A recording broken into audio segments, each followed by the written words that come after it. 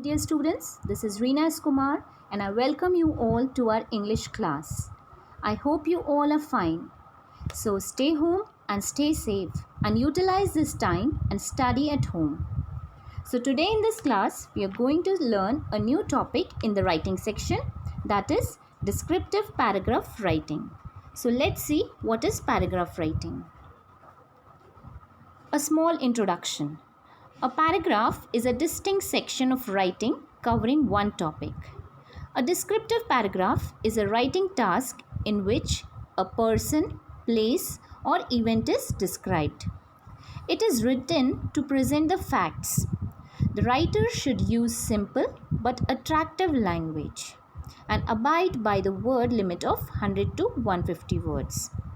Sometimes verbal or visual clues can be given in the question to write the paragraph. It is a detailed account of a given topic and it helps the reader to feel and sense the details given by the writer. So what is descriptive paragraph writing? It is a short paragraph in which we have to describe whatever topic is given to us. So a descriptive paragraph is a writing task in which a person, a place or an event is described. It is written to present the facts about a particular person, place or an event to the reader. The students should use simple language while writing the descriptive paragraph and they should stick to the word limit of 100 to 150 words. Now sometimes verbal means some words or some lines are given to you, or visual clues means any picture can be given to you in the question to write the paragraph. The details given in the paragraph must appeal to the 5 senses: sight, taste, touch, smell and hearing. And what is the main purpose of writing a paragraph? The main purpose of writing a descriptive paragraph is that the reader must feel what the writer is describing. Now there are certain points to be kept in mind while writing a paragraph. First is provide complete details about the topic. You should use simple language and short sentences while writing a paragraph because you have to write in about 100 to 150 words.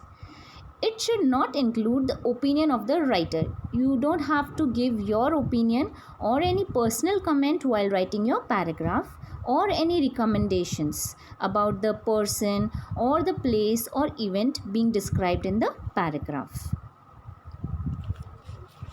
It should give complete details about the person, place or things being described in it.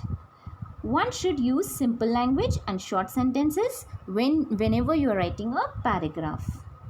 The visual and verbal clues, as I told you before, some points or some words will be given to you about the topic, or a picture may be given to you in the question, so you have to write a paragraph on it.